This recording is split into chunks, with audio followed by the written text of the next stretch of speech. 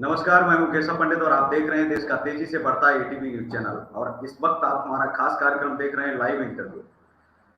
आज जिस शख्सियत से आपको रूबरू करवाने जा रहे हैं, मिलवाने जा रहे हैं, वो किसी भी परिचय का मोहताज नहीं है। हजारों किलोमीटर दूर हिंदुस्तान से भले ही दूर रहते हैं, लेकिन मगर उनका दिल प्योर हिंदुस्तानी है। डॉक्टर रामेश्वर सिंह साहब जो अंतर्राष्ट्रीय चेयरमैन हैं Indian friend Russian friendship society के, दिशा के। बहुत बहुत स्वागत है डॉक्टर साहब आपका। नमस्कार। कहाँ से कैसे शुरुआत आपने की, क्योंकि आप इतने दूर जाकर के आप बस गए और लगातार हिंदुस्तान को आप आगे बढ़ाते ही रहते हैं, और लगातार जो दोस्ती रूस और भारत की है, लेकिन आपने वहां जाकर के जो मोर्चा संभाला हुआ है उसके बारे में हम जानना चाहते हैं। कहाँ से ऐसा दिल में ख्याल आया? क्योंकि लोग अमेरिका जाते हैं, कोई ब्रिटेन जाता है, लेकिन आप रूस गए, जो बहुत ही करीबी मित्र माना जाता है रूस हम भारत का। जी केशव जी, ऐसा है कि उस जमाने में जब हम लोग यहाँ आए 80s में, उसके पहले ही भारत और रूस के बहुत ही मधुर संबंध थे और रहे हैं, आज भी है। तो हम 82 में जवाहरलाल नेहरू में एक छोटे से गांव सुल्तानपुर जो यूपी में है, वहाँ से एडमिशन लिया। CRS जो सेंटर ऑफ रशियन स्टडीज़ है। फिर 82 में हम उसको पूरा नहीं कर पाए, 82 में हम चले आए मॉस्को। तो यहाँ पर हमने एक बहुत ही फेमस यूनिवर्सिटी है, पीपल्स फ्रेंच यूनिवर्सिटी, जहाँ से हमने MA किया। इसके बाद मॉस्को स्टेट यूनिवर्सिटी से PhD की और यहाँ पर हम बस गए। तो आज करीब 40 साल हो गए हम रूस में रह रहे हैं। जी आपका इंटरव्यू है तो बिल्कुल हम आपके परिवार के बारे में भी जानना चाहेंगे, क्योंकि बहुत सारी चीजें हैं जो आज तक आपने ऑन स्क्रीन नहीं बताई होंगी, क्योंकि आप जहां इतनी दूर हैं। तो हम जानना चाहते हैं कि आपका जो परिवार है, कभी आप यहाँ मिलने आते होंगे अपने परिवार के साथ, या आप अभी वहीं शिफ्ट हो गए हैं? हम लोग तो वसुधैव कुटुंबकम का ख्याल रखते हैं। हमारा तो रूसी भारतीय परिवार है सारे। ये जो अगर आपने इंट्रोड्यूस किया कि दिशा रशियन इंडियन फ्रेंडशिप सोसाइटी, रूसी भारतीय मैत्री संघ, ये बनाई ही गई थी रशियन और इंडियन फैमिली के लिए, जिसमें सारी फैमिलियां जो हैं, जो मिक्स फैमिली है, वो हमारा परिवार है। तो उस परिवार के लिए ये संस्था काम कर रही है। और सॉरी, एक जी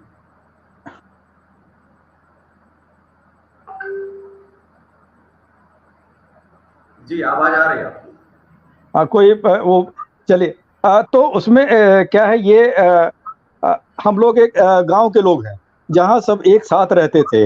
एक सब भाईचारे का वो संबंध था। तो उसको क्रिएट करने के लिए, इस जमाने में नए बच्चों को नए जमाने में लाने के लिए, हम एक छोटा सा एक संस्था बनाई, जिसके थ्रू हम ये मतलब उनको संदेश भेज रहे हैं। जहाँ हम होली, दिवाली, ईद, हर चीज मनाते हैं। गुरु नानक जी की जयंती और बड़ा दिन जिसको कहते हैं क्रिसमस। तो सारी चीज के हमारे बचपन में सारी चीजें बनती थी। तो वो चीजें हम इन बच्चों को सिखाना चाहते हैं कि इसे वसुधैव कुटुंबकम से एक साथ लोग रह सकते हैं। वो इंडिया सिखा सकती है, भारत सिखा सकता है। उस चीज को हम अपने बच्चे जो रशियन हो गए हैं, उनको हम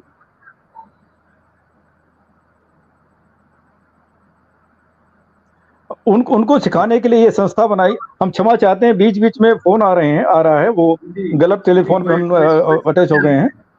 तो इस संस्था का माध्यम से हम सबको भारत के बारे में अवगत कराना चाहते हैं, और रूसी संस्कृति को भारत के लोगों के साथ। तो इसका मोटिव यह है, और इसलिए हम यहाँ के बसे कि हमारी फैमिली जो है, हमारी फैमिली भी रशियन है। तो वाजिब था कि हेलो जी आवाज आ रही है आपको?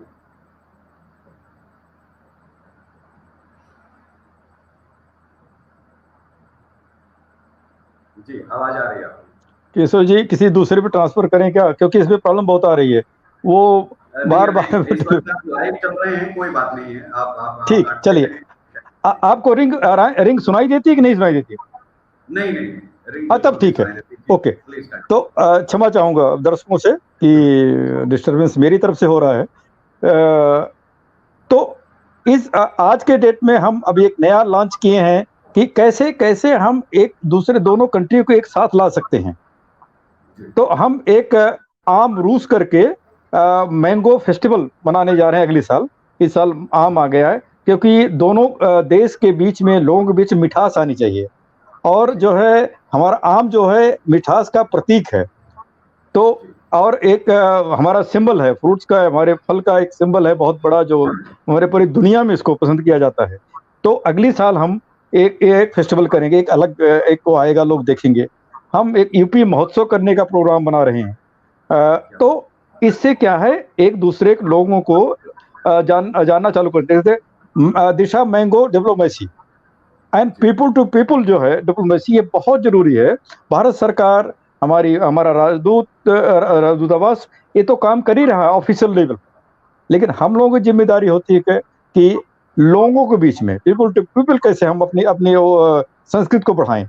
उसके लिए हम यहाँ कार्यरत हैं। सही आपका हो रहा है कि आम से आम आदमी तक पहुंचने की जो एक मुहिम है आपकी, और वो भी बड़ा खूबसूरत अंदाज में जो आप कर रहे हैं। लेकिन मेरा एक सवाल आपसे है, क्योंकि हम चाहते हैं कि दर्शकों के कुछ सवाल भी आ रहे हैं, कि भारत और रूस की मित्रता तभी हो सकती है कि लोग एक दूसरे से तभी जुड़ सकते हैं। वो चीज है भाषा। कि भाषा जब हमें आती होगी किसी देश की, किसी राज्य की, या हमारे पड़ोस की, हमारे तो देश में बहुत सारी भाषाएं हैं भारत में, कि पंजाब की अलग है, हिमाचल की अलग है, वहीं उड़ीसा की अलग है।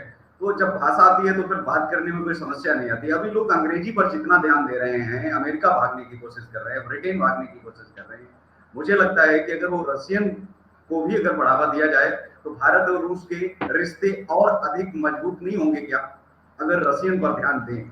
यहाँ की जो इंडस्ट्री है और यहाँ का जो एजुकेशन सिस्टम है, अगर उसमें ये रशियन भी अनिवार्य वैसे ही कर दी जाए जिस तरीके से अंग्रेजी है, तो मुझे लगता है कि दोनों देशों में कहीं ना कहीं एक जो है उद्योग के भी रास्ते खुलेंगे और रोजगार के भी रास्ते खुलेंगे, लोग एक दूसरे को शेयर भी करेंगे। जी केशव जी, आप बिल्कुल सही कर रहे हैं, लेकिन एक चीज उसमें सही नहीं है कि अनिवार्य कोई भी चीज जो है आदमी को अच्छी नहीं लगती। तो आप देखें 90 के शतक में, उसके पहले इतने ज्यादा रशियन कल्चर, उसके अगर आप उस जमाने में देखे हो, बहुत ही खूबसूरत मैगजीन्स निकलती थी, सोवियत भूमि, सोवियत लैंड के नाम से, सोवियत नारी। तो इसके थ्रू जो है वो एक संदेश और कल्चर जा रहा था दूर दूर तक। हम लोग तो एक छोटे से गांव थे, वहां तक ये पत्रिका पहुंच जाती थी, पता नहीं कैसे, और खूबसूरत पत्रिका होती थी, बड़े अच्छे आर्टिकल्स होते थे उसमें। तो इससे इससे हम लोगों की एक जिज्ञासा बढ़ी। आप जिज्ञासा क्रिएट कीजिए, आप उसको क्रिएट कीजिए, कैसे लोग उसको पढ़ें। तो पढ़ने का, उस गांव में बैठ करके हम पढ़ने का मन किया कि रशिया को जानना है, सोवियत यूनियन को जानना है, सोवियत संघ था उसमें, सोवियत संघ को जानना है। तो वो एक माध्यम बना चाहिए, एक इस तरीके से कुछ कल्चरल एक्सचेंज करनी चाहिए, लोगों को दिखाना चाहिए कि देखिए, इसको पढ़ने से आप जो है, अगर आप रशिया, आज मैं रशिया में हूँ, रशियन भाषा पर कमांड है, रशियन भाषा को जानता हूँ, हमको यहाँ रहने में अच्छा भी लग रहा है और हम यहाँ पर काफी काम कर पा रहे हैं। लेकिन कोई बहुत जरूरी नहीं है कि आप हम उसको अनिवार्य करें। अनिवार्य करने से क्या होगा कि लोगों को एलर्जी हो जाती है और उसको जिज्ञासा बढ़ाएं। तो वो आज की डेट में भारत सरकार भी और रशियन सरकार भी कर रही है। ये उनके लिए एक ऑप्शन रखा जाए कि वो रशियन भी सीख सकती है। जैसे कि हर विद्यालय में, हर यूनिवर्सिटी में अगर रशियन टीचर होंगे तो यकीनन तौर पर 100 में से 10 या 5, 1, 2 कोई तो पढ़ेगा। तो ये चीज है कि अंग्रेजी के अध्यापक हमारे संस्कृत के हैं, तो उनके ऊपर थोपा नहीं जा रहा है। अंग्रेजी लेनी है तो लीजिए, आप अनिवार्य नहीं है। लेकिन मैं ये समझता हूँ कि अनिवार्य तौर पर अध्यापक किए जाएं हर विद्यालय में, नहीं तो कम से कम यूनिवर्सिटी में तो कम से कम हो जाए। और जहाँ अंग्रेजी सीखने के लिए, कंप्यूटर सीखने के लिए क्लासेस लग रही हैं, इंस्टीट्यूट खुल रहे हैं, इस तरीके से रशियन के लिए भी ये रास्ते अगर खुले तो जो लोग जाना चाहते हैं, जो लोग सीखना चाहते हैं, उनके लिए तो कम से कम रास्ते आसान हो जाएंगे। जी, ये बिल्कुल बिल्कुल आप सही कह रहे हैं। अगर आप देखें कि अब तो 90 तक जो है, कितनी यूनिवर्सिटीज, कितने कॉलेज थे, उसमें ऑप्शनल था रशियन लैंग्वेज। अभी काफी खत्म हो गया, काफी बंद हो गई है तमाम इंस्टीट्यूट। और उस समय काफ़ी लोग रशियन पढ़ते थे। अभी अब सिलेक्टेड हो गई हैं। जैसे अब देखिए आप कहें सोवियत भूमि, ये देखिए एक दिशा नाम की हम पत्रिका निकालते हैं। जी आप देखेंगे तो ये भी एक एक उसके विकास में एक जिज्ञासा बढ़ाने के लिए, संस्कृत को बढ़ाने के लिए ये एक काम कर रही है, जो कि सोवियत भूमि और दूसरे वो बहुत बड़े लेवल पे थे, हम एक छोटे लेवल पे वो कर रहे हैं। यहाँ भी लोग काफ़ी हिंदी जानते हैं, हिंदी पढ़ते हैं। यहाँ पे यूनिवर्सिटी में भी हिंदी पढ़ाई जाती है। और भारत में भी आप देखें काफ़ी यूनिवर्सिटीज़ में, सारी बड़ी यूनिवर्सिटीज़ में रशियन फैकल्टी है, रशियन पढ़ाई जा रही है। चाहे जी ऑप्शनल हो, चाहे फुल कोर्स हो, काफ़ी जगहों पर है, लेकिन अभी कम है, उसको ज़्यादा बढ़ाने की आवश्यकता है। जैसे-जैसे फिर से तो दोस्ती जो बढ़ती जाएगी, दूसरा एक पॉइंट इसकी है आवश्यकता जैसे बढ़ती जाएगी, अपने आप जो है फैकल्टीज़ खुलती जाएँगी। मेरे ख़्याल से इसका जो है हमको ज़रूरत बढ़ानी चाहिए, कि है कि ज़रूरत जब नहीं हम इस ये भाषा बात की। करते हैं कि शुरुआत में जैसे आज एक दौर ये आज के दौर में एक चीज आ गई है कि अंग्रेजी आपको नहीं आती है तो कुछ भी नहीं आता, आपकी तो जिंदगी में कुछ है ही नहीं। मतलब आप खाना ही नहीं खाते हैं, ना पानी पीते हैं, आप कुछ जानते ही नहीं है, दुनियादारी आपको पता ही नहीं है कि है क्या, अगर अंग्रेजी आपको नहीं आती है। तो ऐसा माइंडसेट लोगों का धीरे-धीरे जो हो रहा है आप बिल्कुल सही कह रहे हैं। ये माइंडसेट केवल इंडिया में है, और कहीं नहीं है ऐसा। कहीं नहीं है। हर जगह, चाहे अब जर्मनी चले जाइए, रशिया की बात छोड़ दीजिए। रशिया में भारत की तरह कई भाषाएँ हैं, लेकिन जो कनेक्ट करती है, एक दूसरे को मिलाती है, जोड़ती है, वो रूसी भाषा है। तो आप जर्मनी चले जाइए, हर जगह प्रॉब्लम होती है, वो दूसरी भाषा नहीं बोलते। ऑफ कोर्स जहाँ पर बिज़नेस लैंग्वेज है वो अलग चीज़ है, कहीं ज़रूरत है वो बात करेंगे। लेकिन वैसे आप हर जगह रोज़मर्रा और शॉप में हर जगह वो जर्मन में, या रशियन में, फ्रांस में फ्रेंच में, क्योंकि आप वहाँ जाके देखिए लोग अपनी भाषाओं में बात करते हैं, कोई कोई किसी को कोई शर्म नहीं आती। वो एक और सवाल है अंग्रेज़ों कि ने जिस तरह से अंग हिंदुस्तान में लोग हिंदी बोलने वाले को एकदम घृणित दृष्टि से देखते हैं कि अरे इसको जो है ये कहाँ से आ गया, जैसे किसी अलग दुनिया से आ गया हो। और हिंदी ये को इस इ तरीके इ से देखते हैं, क्या ऐसा अन्य देश के लोग भी, ऐसा तो मुझे नहीं लगता है कि वो अपनी भाषा का सम्मान नहीं करते। भले बिल्कुल वो नहीं। बाकी हमको कंट्रीज में हम भले ना हो, हमको लेकिन वो मानते हैं। जी, जी, हमको सीखना चाहिए अपने माननीय प्रधानमंत्री जी से, कि आप जहाँ भी जाओ, आप हिंदी भाषा में ज़रूर बात करें, लोग समझेंगे। आपको जहाँ जानते हैं आप, वो बेचारे नहीं जानते, तो उनको आपको एक कॉमन लैंग्वेज में बात करनी ज़रूरी होती है। अदरवाइज़ शर्माना नहीं चाहिए अपने भाषा से। हम तो यहाँ पर हैं, और मैं हिंदी भाषा के लिए पूरा काम कर रहा हूँ, और बढ़ावा दे रहा हूँ जितना कर सकते हैं। अपने अपनी संस्था के थ्रू जो भी हो सकता है, हम लोग कर रहे हैं। हालाँकि जब हम इसको चालू किए तो लोगों को क्या ज़रूरत है? आप इसमें क्या करोगे? हम कहे नहीं, एक मातृभाषा है, यहाँ पे अगर 10 लोग जानते हैं, तो हम यहाँ यहाँ हम उसका एक कॉम्पिटिशन कराते हैं, भारत ज्ञान प्रतियोगिता। तो उससे क्या पूरे मॉस्को, व्लादिवोस्तोक, जो कि यहाँ से करीब 9,000 किलोमीटर है, आप देखें सेंट पीटर्सबर्ग, जहाँ-जहाँ हिंदी पढ़ाई, सब बच्चे थैंक गॉड आज की डेट में जो है ऑनलाइन मीडिया हो गई, ऑनलाइन उससे वो लोग इसमें पार्टिसिपेट करते हैं, सबको दिया जाता है अवार्ड। तो आप ये समझें कि इससे उनकी बहुत बड़ी जिज्ञासा बढ़ती है, उनको और लोग उसमें जुड़ना चाहते हैं। इसमें कम से कम 85 लोग और जुड़ते हैं जो हिंदी जानते नहीं। उनको अच्छा लगता है सुनने में, देखिए, और फिर एक समय कोशिश की अगर करते हम हैं लोग पढ़ने के बात लिए। करें, जिस समय अकेले दूरदर्शन हुआ करता था, उस समय ट्रांसलेटर होते थे, तो उनकी नौकरी पक्की होती थी कि भाई रसियन से हिंदी में आपको ट्रांसलेट करके देना है और देखना है। आज के दौर में आप देखिए कि अगर हम देखें तो अंग्रेजी चैनलों की भरमार है, उनको उनको ट्रांसलेट किया जा रहा है, अन्य चैनल चाइना, लेकिन जो हमारा मित्र देश है या फिर हमें जहाँ के लिए ये सब करना चाहिए, आज ट्रांसलेटर ही खत्म होते जा रहे हैं, अनुवादक ही खत्म होते जा रहे हैं कि वो उसको कैसे अनुवाद जो है करें। तो ये एक चीज है कि रूस का जो टेलीविजन है, मीडिया है, वहाँ भी बहुत बड़ा है, क्योंकि दुनिया में क्षेत्रफल में भी सबसे बड़ा है रूस। तो वहाँ का मीडिया क्या दिखा रहा है, क्या कर रहा है, उसको हम लोग जान ही नहीं पाते हैं हिंदुस्तान में। अब उसकी सबसे बड़ी वजह ये है कि यहाँ ट्रांसलेटर नहीं है कोई। अगर हम चाहें भी कल को कि कोई ऐसा बैठ जाए जो वहाँ की वेबसाइट पर क्या निकला है ये पढ़ करके बताए या उसको ट्रांसलेट करे, तो यहाँ कोई ऐसा है ही नहीं, मिलते नहीं आसपास। बड़ी मुश्किल से खोजे से अगर कोई मिल भी गया तो गनीमत है कि मिल गया। तो ये है कि बहुत मेन स्ट्रीम मीडिया जो हमारी है वहाँ पर ऐसा कुछ है नहीं, लेकिन मुझे लगता है कि होना चाहिए और वो बातचीत भी उन्होंने करनी चाहिए। जी। केशव जी, अगर आप देखें इसके पहले यहाँ पर मॉस्को रेडियो हुआ करता था।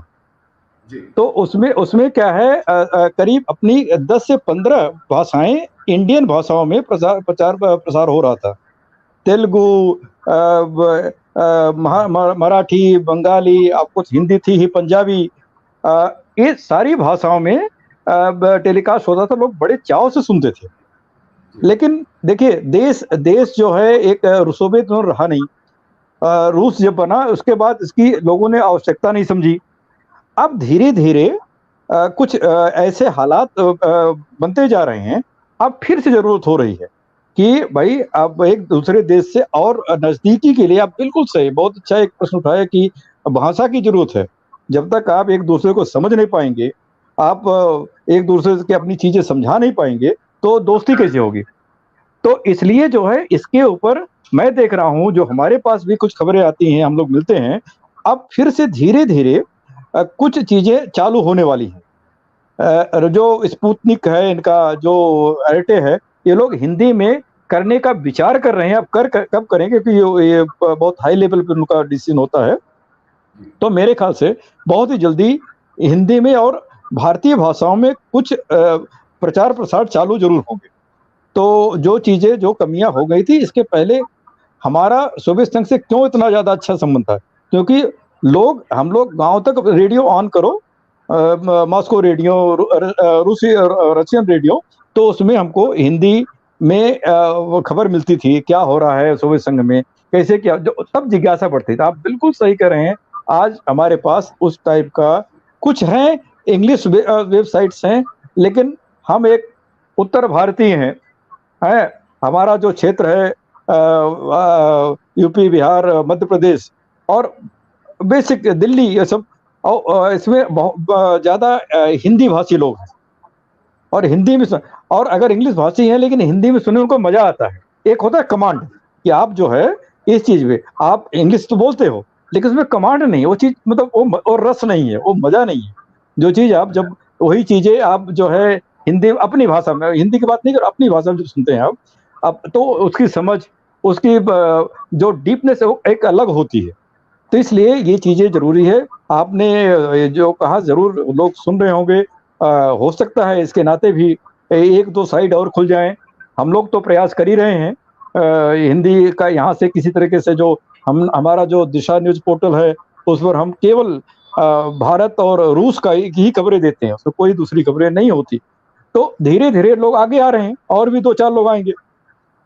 जी। अच्छा, एक सवाल जी। हमारा और था आपसे कि वहाँ जैसे यहाँ सूचना एवं प्रसारण मंत्रालय से हमारे चैनल रजिस्टर्ड होते हैं एंड समाचार पंजीयन कार्यालय से समाचार पत्र, तो वहाँ पर क्या तरीका है? किस तरह से वहाँ पंजीकृत वहाँ भी व्यवस्था होगी पंजीकरण की, जी, मैगज़ीन जी। या फॉर्म भरने का? यहाँ पे इन्फॉर्मेशन ब्रॉडकास्ट मिनिस्ट्री जो है, उसमें बाकायदा रजिस्टर्ड रजिस्ट्रेशन होता है, उसका रजिस्ट्रेशन नंबर मिलता है। अगर आप देखेंगे, इवन मैगज़ीन के लिए आप देखें, यहाँ पर आपको ज़रूरी है देना, आपका जो है अ, पूरे नंबर से वो देखें देना पड़ता है। ये सारे रजिस्टर्ड हैं, हमारा ऑनलाइन एंड प्रिंट मीडिया। तो इसका आपको बाकायदे ज़रूरी है। ऑफ कोर्स उसको गवर्नमेंट आपको परमिशन देती है। तो उसके कुछ कानून कायदे हैं जो भारत में हैं। तो ऐसी कोई बात नहीं यहाँ।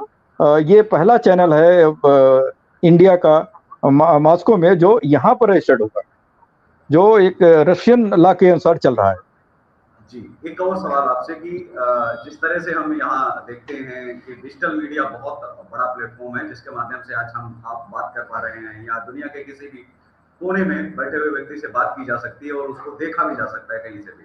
तो वहाँ डिजिटल मीडिया की क्या स्थिति है? अगर हम रूस की बात करें तो वहाँ पर डिजिटल मीडिया या के पंजीकरण के लिए वैध प्रक्रिया है अभी या नहीं है, या फिर वहाँ पर कुछ ऐसा चल रहा है कि उसको आगे करेंगे या कर दिया है उन्होंने? नहीं, बिल्कुल डिजिटल मीडिया भी आपको रजिस्टर करवानी ज़रूरी है।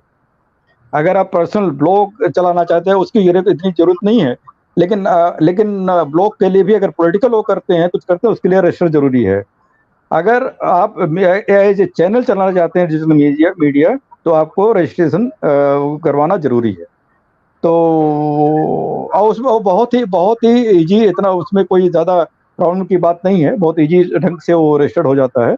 लेकिन एक ठीक भी रहता, आपको भी ठीक रहता कि आप एक रजिस्टर्ड चैनल है, आप मतलब को एक चैनल के लिए भी अच्छा होता है, तो इसलिए यहाँ पर ऐसी सुविधाएं हैं। मैसेज भी जो इस वक्त अभी आ रहे हैं हमारी जो स्क्रीन पर भी मैं चाहूंगा कि वो दिखाए जाएं, उसमें साफ दिया है कि इसमें आपकी सोसाइटी में जुड़ने के लिए क्या करना होगा, कैसे जुड़ा जा सकता है, भारत के लोग कैसे आपकी सोसाइटी से जुड़ सकते हैं या नहीं, उसका हिस्सा बन सकते हैं अथवा नहीं। जी, बिल्कुल हम आपको केशव जी आपके थ्रू हम भेजेंगे, और आप इसके इंडिया में कर्णधार बनिए, इसको आगे ले चलिए, क्योंकि हमारे भारतीय भाई भी इसको जाने, क्योंकि ये इसका मकसद है कि दोनों देश का कल्चर जो है एक दूसरे को लोग जाने। केवल रशिया में इंडियन का ही नहीं, इंडिया में तो हम लोग कर ही रहे हैं, लेकिन जब आप लोग जुड़ोगे, केशव जी आप जैसे लोग इतने आप मीडिया जुड़ेगी, तो हम इसको बहुत ही आगे ले जा सकते हैं। और जो मिशन है जो आप कह रहे हैं, लैंग्वेज, कल्चर, फूड, हर चीज को हम उनको दिखा सकते हैं। एक ही चीज लैंग्वेज नहीं, तमाम ढंग से फिल्में इनकी, तो उसमें क्या होगा, आप पहले का आप पहले जिज्ञासा बढ़ाइए लोगों की, वो आपके पास आए पढ़ना चाहें या सीखना चाहें, तब खुद लोग खुद में खुद आएंगे, खुद दौड़ के करें कहाँ सीखो। अच्छा, आज के डेट में कहीं यूनिवर्सिटी वगैरह भी नहीं जानी है, थैंक गॉड तो डिजिटल मीडिया, वो घर बैठे सवेरे शाम जब भी मौका है वो लैंग्वेज पढ़ सकते हैं, वो आर्ट वो देख सकते हैं, वो फिल्म वो देख सकते हैं, वो खाना देख सकते हैं। तो अब जो है और ज्यादा, हमारा जमाना नहीं है कि आपको भागना पड़ेगा आना पड़ेगा जब किताबें नहीं है। तो आज तो कहीं भी बैठे हो, और ऐसा कोई नहीं है जिसके पास आज के स्मार्टफोन ना हो, जहाँ बैठ के वो ये चीजें अगर पढ़ना चाहता है, देखना चाहता है, वो चीजें देख सकता है। तो मीडिया के लिए, आपके लिए, हमारे लिए तो बहुत ही गोल्डन चांसेस है कि हम सुदूर गांव तक, जहां तक हमारा मेन जो ऑडियंस है वहां तक हम भेज सकते हैं अपनी अपनी बातें, अपनी वो चीजें जो हम खोज के लाएंगे वहां तक पहुंचा सकते हैं। हमारा वो है, शहर के लोग तो जानते हैं, उनको हमको ज्यादा स्पेक्ट करने की जरूरत नहीं है, वो हमसे ज्यादा जानते हैं। हमारे गांव के भाइयों के लिए, हमारे जो रूरल एरिया है, हमारा मकसद वो होना चाहिए वो देखें। और उस समय सोवियत यूनियन का यही था, रूरल एरिया तक वो भारत भूमि भारत नारी पहुंच जाया करती थी। तो ये था, ये महान था, जबकि उस समय डिजिटल मीडिया नहीं थी। लेकिन अब बहुत मुश्किल हो गया है, बहुत खर्चीला हो गया है, तो सबसे बेस्ट है मेरे ख्याल से डिजिटल मीडिया। वो अब इसके बाद धीरे धीरे जो है पूरे दुनिया से हम जुड़े हैं केवल डिजिटल मीडिया से। तो इसलिए हमारा आपका कर्तव्य है कि हम अपने भाइयों को, अपने जो है रूरल एरिया में, गांव के एरिया में, हम रूस के बारे में, इनकी संस्कृति, इनके खान पान, इनका आर्ट वहां तक पहुंचाएं, इनका लिटरेचर वहां तक पहुंचाएं। जी केशव जी। बिल्कुल आपकी बात सही है कि हम जब गांव तक पहुंचाएंगे तो लोग भी समझेंगे, क्योंकि आज के दौर में बहुत बड़ी बात यह है समझना कि हमारे लिए हम जितना अंग्रेजी को बढ़ावा दे रहे हैं, बढ़ावा अंग्रेजी को नहीं दे रहे हैं, ये स्लो पॉइजन है इंडिया के लिए, और ये समझना होगा लोगों ने। क्योंकि हम अमेरिका के साथ कितनी भी दोस्ती बढ़ा ले, लेकिन उसका जब मूड करेगा, जब मन करेगा तब हमें जलील करेगा, जब मन करेगा तो हमारे साथ संबंध खत्म कर देगा, जब दिल करेगा तो हमारे ऊपर वैसे व्यवहार करेगा। वो हमें अपने साथ तो रखना चाहता है, लेकिन अपने बराबर में नहीं बैठने देना चाहता है। चाहे हम राजीव गांधी जी की बात करें या प्रधानमंत्री नरेंद्र मोदी जी की, जब भी 2 कदम आगे बढ़ते हैं तो 4 मीटिंग में पूछता है, 2 मीटिंग में नहीं। जबकि ऐसा रूस के साथ नहीं है, वो लगातार चाहते हैं कि हमारे अच्छे संबंध हो। और जब ये यूक्रेन और रूस का जब ये मामला युद्ध जब चल रहा था, तो उसमें साफ-साफ अमेरिका ने कहा था कि जो संबंध रसिया के साथ भारत के हैं, वो काश हम बनाने में आने वाले समय में हम बना पाएं, और हमारे वैसे नहीं है। तो ये हमारा दुर्भाग्य है। तो आप ये समझिए कि अभी केवल सरकारों के संबंध हैं हमारी आपस में, तब अमेरिका को इतना डर है। और जबकि मुझे लगता है कि रूस से ज्यादा बिजनेस अमेरिका के साथ में भारत कर रहा है, और तमाम क्षेत्रों में भी जुड़ा हुआ है, लेकिन फिर भी वो ये मानते हैं कि हमारी दोस्ती उतनी मजबूत नहीं है जितनी रशियन के साथ में। तो ये आगे बढ़ना भी चाहिए। मैं आपसे एक और जानकारी लेना चाह रहा हूँ कि दिशा के माध्यम से क्या आगे आने वाले समय में एक प्लेटफॉर्म आने जाने का लोगों को नहीं मिल सकता, या भाषा सीखने का, क्योंकि इतनी कठिन तो नहीं होगी जितनी हम समझते हैं कि लिखने में, पढ़ने में। जब अरबी सीखी जा सकती है, उर्दू सीखी जा सकती है, तो रशियन में कितना समय लगेगा अगर कोई सीखने पर आ जाए? देखिए कोई भी भाषा, कोई भी चीज करने में कोई प्रॉब्लम नहीं होती। हर चीज कठिन है जब आप उसको सीखना नहीं चाहते, और अगर आप सीखना चाहते हैं तो कोई चीज कठिन नहीं है। तो इसलिए जो है करीब 3 महीने में 2 से 3 महीने में आप बोल चाल की भाषा जी तो थोड़ा बहुत कर सकते हैं। इसके बाद अब आप फिर से अभी हम आप डिजिटल मीडिया की बात करें, अब आप क्योंकि जब जितनी आप बात करोगे, आप उतना ही सीखोगे किसी भाषा को। तो बिल्कुल आजकल जब हम डिजिटल मीडिया की बात करें, तो आज आप दोस्त बनाइए, लोगों से बात कीजिए।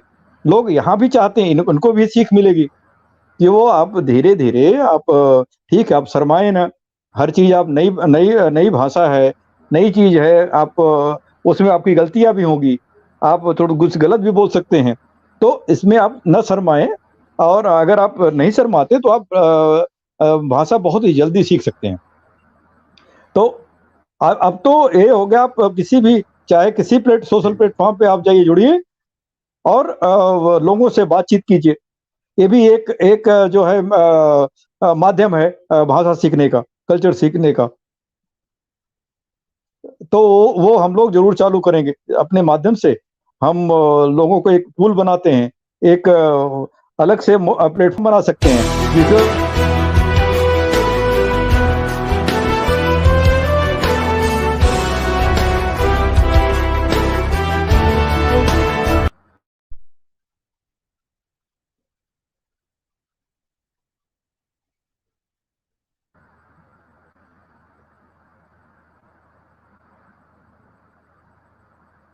जी आवाज आप तक आ रही है? जी, बिल्कुल। जी, आ रही है। जी। तो बहुत बहुत शुक्रिया ऐसा प्लेटफ़ॉर्म क्रिएट आपने। करना अपनी तरफ से भी आपको हमको एक प्लेटफ़ॉर्म क्रिएट करना पड़ेगा जिसमें लोग एक दोस्ती करें, मिले-जुलें, बातचीत करें। जी तो उसके लिए हम सोचेंगे और इसके बाद मैं केशव जी चाहता हूँ कि अगला सेशन हमारा चले। मैं अभी जो वार एरिया है, यूक्रेन गया था, उसके बारे में अपने भारतवासियों को बताना चाहता हूँ, वहाँ क्या हो रहा है? कैसा माहौल है? तो एक बड़ा अच्छा एक दिलचस्प प्रोग्राम हो सकता है। तो मैं रिक्वेस्ट करूँगा कि जब भी समय मिले इस हफ्ते, अगले हफ्ते एक ऐसा प्रोग्राम रखा जाए। नहीं, बिल्कुल एटीपी मीडिया समूह जो है जी, लगातार प्रोग्राम करेगा भी, क्योंकि हम लगातार प्रोग्राम करते भी आए, लेकिन अब हम दिशा के साथ भी प्रोग्राम करेंगे और मिलकर के दिल्ली में बहुत बड़ा जो है प्रोग्राम की उस सेमिनार में सभी लोग उपस्थित भी हों और कुछ बेहतर हो सके लोगों के लिए भी। और जब बात रूरल बेसिड की आती है कि हम गांव को देखें, क्योंकि भारत गांव पर निर्भर है, भारत गांव का देश है, क्योंकि जब तक गांव है तब तक भारत है। असली भारत बिल्कुल। उस दिन खत्म हो जाएगा जिस दिन गांव नहीं रहेंगे। तो हमें गांव जी, बचाने चाहिए, क्योंकि गांव में बहुत कुछ है। गांव में वो है जिसे हम महसूस करते हैं और जिसे हम भारत कहते हैं, वो है गांव में। शहरों में तो हम सब कुछ देख लेते हैं, कोई कहता है कि हम इसको इटली बना देंगे, कोई कहता है कि हम इसको जो है लंदन बना देंगे। तो ये उनकी तर्ज पर शहरों का निर्माण भले ही हो रहा हो, लेकिन भारत की तर्ज पर भारत का निर्माण नहीं हो रहा है। ये कहीं ना कहीं एक दुर्भाग्य भी है और सोचने वाली बात भी है कि आने वाले समय में सरकार कैसे देखती है। आज के इस कार्यक्रम में आप जुड़े और आपने जो जानकारी दी, कोई आप संदेश देना चाहेंगे यूथ को? क्योंकि आज का जो यूथ है वो भटक रहा है, वो तय नहीं कर पाता है कि हमारी दिशा क्या होनी चाहिए। और मुझे लगता है कि दिशा के संस्थापक हैं तो शायद सही दिशा दे पाए आप। और नहीं आपका मैं मैसेज कि एक जी। कहीं ना कहीं कहते हैं कि कभी कभी एक वाक्य व्यक्ति के जीवन के लिए, लक्ष्य के लिए बहुत बड़ा जो है वरदान साबित हो जाता है। जी देखिए मैं कोई गुरु तो हूँ नहीं लेकिन ऊपर वाले की कृपा से दिशा दिशा नाम बन गया। मैं दिशा नहीं दिखाता हूँ। मैं अपनी कुछ अपने अपना जो मैं कैसे एक प्लेटफ़ॉर्म पहुँचा कि किससे यहाँ तक पहुँचा उसका उसके बारे में एक छोटी-सी बात करता हूँ। आप केवल मेहनत कीजिए, ईमानदारी से मेहनत कीजिए और एक अपना जो है टारगेट बनाइए। कोई भी चीज़ आपको क्या करना है, आपको हर हर प्रोफ़ेशन अच्छा है। जिसमें आप महारत हासिल कर लेंगे, सारे चीज़ें व सब में आपको तभी आप आगे जा सकते हैं, जब आपका एक टारगेट क्लियर होगा, आप अच्छे लोगों से मिलें। हम लोगों को तो हमारे सीनियर लोग थे, हमारे बड़े भाई, हमारे गाँव के लोग वो मोटिवेट करते थे, क्योंकि हम उनके साथ बैठते थे। वो हमको मोटिवेट क्या करना चाहिए बेटा, ये करना है। हम उनको सुनते-सुनते कुछ करने की आशा हो गई। आपको एक जानना चाहिए वो कितने बड़े मोटिवेटर थे, वो पढ़े लिखे कुछ नहीं थे, मोटिवेटर थे वो लोग। अब आज उस गाँव से जिस गाँव से मैं निकला हूँ, वहाँ से सीधे छलांग मारा जवाहरलाल नेहरू यूनिवर्सिटी में आ गया, तो केवल मोटिवेशन से और वो भी हिंदी भाषी बेल्ट से। तो आप न शर्माएँ, अपनी योग्यता पर विश्वास रखें कि आप अपनी पढ़ाई पे विश्वास रखें, और जब ये आपके पास आपका गट्स रहेगा कि हाँ आप सही हैं, आप एजुकेटेड हैं, आपको बोलने दीजिए। लैंग्वेज के लिए आप मत, कोई इंग्लिश बोल रहा है, कोई हिंदी बोल रहा है, कोई मराठी बोले, कोई बोले, आप अपनी भाषा बोले, जो भाषा आप जानते हैं। जी, बस यही करते रहेंगे, अब आगे आगे चलते रहेंगे। कि आज का जो यूथ समझता है डॉक्टर साहब की जिस तरीके से देखता है कि आज सब कुछ गूगल पर उपलब्ध है, मैं गूगल से पूछ लूंगा, लेकिन किसी बुजुर्ग के पास क्यों बैठूं, क्यों समय बिल्कुल यही गलती है, यही बहुत बड़ी गलती है। जानकारी है नहीं, उनको क्या मालूम है, दुनिया से अपडेट नहीं। तो मुझे लगता है कि एक अनुभव एक्सपीरियंस क्या गूगल से बड़ा नहीं, गूगल इतना बड़ा हो गया, उसमें तो वही पड़ा है जो हम लोगों ने डाला है, बिल्कुल, तो अलग कुछ है नहीं। जी, क्योंकि उसमें अफेक्शन नहीं होता। आप पढ़ रहे हो, आप जब जिस दिन आप एक अपने बुजुर्ग के साथ बैठते हो, बैठना अलग होता है, आप एहसास करते हो, आप उनको एक एक वेव आता है उनसे, वो चीज गूगल बाबा नहीं दे पाते। हाँ ठीक है, आप सूखा पढ़ लोगे, ठीक है, लेकिन वो एक सूखी लाइन जाएगी। ठीक है, आप टॉप भी कर लोगे, लेकिन इंसान भी बनना जरूरी है। आप इंसान बनिए। इंसान बनाने के लिए हमारे बड़े बुजुर्ग, हमारे बड़े भाई लोग जो दे सकते हैं, वो गूगल नहीं दो। आप ये नहीं कि गूगल आप न पढ़ें, जरूरी है वो भी कीजिए, लेकिन इसको मत भूलिए। जी, बिल्कुल आपकी बात सही है कि गूगल हमें राष्ट्रभक्ति नहीं सिखा सकता, देश के प्रति जिम्मेदार नहीं बना सकता, वो हमें जानकारी तो दे सकता है, लेकिन जब किसी बुजुर्ग के पास बैठते हैं तो वो हमें भावुक कर देते हैं, ऐसी कहानियां सुनाते हैं और ऐसी देशभक्ति और ओज से ओत प्रेत चीजें बताते हैं कि जिसमें लगता है कि हिंदुस्तान के लिए हमें मर मिट जाना चाहिए, हमें कट जाना चाहिए, लेकिन हम देश से अलग नहीं है। देश ही हमारा दिल है, और दिल में हम जो है जहाँ रहते हैं, तो हम ये समझते हैं कि आने वाले यूथ को इससे जुड़ना चाहिए। आज जहां लोग बिल्कुल जहां सरकारों से लोग लड़ रहे हैं, सवाल कर रहे हैं, मुझे लगता है कि आपको अगर लग रहा है कि सिस्टम खराब है, तो आप उस सिस्टम का हिस्सा बनने की सोचो, ना कि उस बिल्कुल सिस्टम को खत्म करने की। क्योंकि खत्म करने की बजाय जब आपको लगता है कि राजनेता गलत है, तो आप राजनीति शुरू कर दो, आप बेहतर राजनीति करके आप दिखाओ। तो भागना जो है उसका समाधान नहीं है, किसी भी चीज का हल नहीं है, और उसके ऊपर कटाक्ष करना, व्यंग करना भी किसी समस्या का समाधान नहीं। आप उस सिस्टम में जाइए, आप उस समस्या को आप हल करिए, तभी उसका समाधान निकलेगा। बहुत बहुत शुक्रिया डॉक्टर जी, साहब, आप जुड़े और धन्यवाद धन्यवाद किशोर जी, धन्यवाद धन्यवाद जी, लक्ष्य के धन्यवाद बारे में भी, और हम बिल्कुल जी, चाहेंगे भी, शुभकामनाएं भी हमारी हैं कि आम से आम आदमी तक और मीठा सफर आपका बस यूं ही आपका जारी ना रहे, जल्द खत्म हो।